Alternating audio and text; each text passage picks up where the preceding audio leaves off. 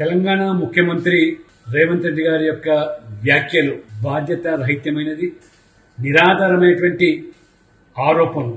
Sindoor operation సందర్భంగా Rafale యుద్ధ విమానాలు కోల్పోయాయని చెప్పడం వారి దిగజారు రాజకీయానికి నిదర్శనం. ఇంత బాధ్యత రహితంగా మాట్లాడడం, ఒకవైపు ఆర్మీ యొక్క వారి యొక్క మనోబలాన్ని గాయపరచడమే కాకుండా భారతదేశాన్ని అవమానపరిచే విధంగా మరి వ్యాఖ్యలు ఉన్నాయి. వీరి వ్యాఖ్యలు చూస్తూ ఉంటే పాకిస్తాన్ యొక్క అనుకూలమైనటువంటి భాష మాట్లాడడం ఇది దేనికి సంకేతం కాదు. ఇది తెలిసి మాట్లాడుతున్నారు, తెలవక మాట్లాడుతున్నారు. మోదీ గారి మీద, భారతీయ జనతా పార్టీ మీద ఉన్నటువంటి అక్కసు ఇవాళ భారతదేశం మీద, ఇవాళ భారత ఆర్మీ మీద మీరు విల్లగక్కడం ఇది ఏమాత్రం కూడా భావ్యం కాదు.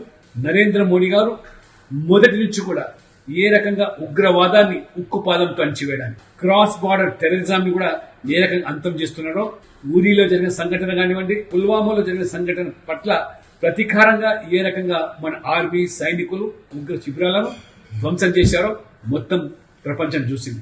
ఆపరేషన్ సింధూర్ పేరు మీద మన ఆర్మీ, మోదీ గారి ప్రభుత్వం ఏ రకంగా భారత ప్రజల మనోబలాన్ని ప్రదర్శించే రీతిలో ఉగ్రవాద శిబిరాలన్నీ కూడా పూర్తిగా ధ్వంసం చేసి, పాకిస్తాన్ లో ఏ బేస్లన్నీ కూడా పూర్తిగా ధ్వంసం చేసి భారతదేశం యొక్క శక్తిని ప్రపంచానికి చాటి చెప్తే అన్ని దేశాలు కూడా ఇవాళ అబ్బరిపడిపోతున్నాయి, ఆశ్చర్యం వ్యక్తం చేస్తున్నాయి. ఇటువంటి సందర్భంలో కేవలం ఈ రకమైన రాజకీయపరమైన వ్యాఖ్యలు చేసి మన భారత సైన్యం యొక్క మనోబలాన్ని, నరేంద్ర మోడీ గారి మీద ఉన్నటువంటి ద్వేషాన్ని ప్రదర్శన ఏమాత్రం భావ్యం కాదని భారతీయ జనతా పార్టీ తీవ్రంగా ఖండిస్తున్నాం. భారత పౌరులందరూ కూడా రేవంత్ రెడ్డి గారి వ్యాఖ్యలను తీవ్రంగా పరిగణించి ఖండించాల్సిందిగా కోరుతాం.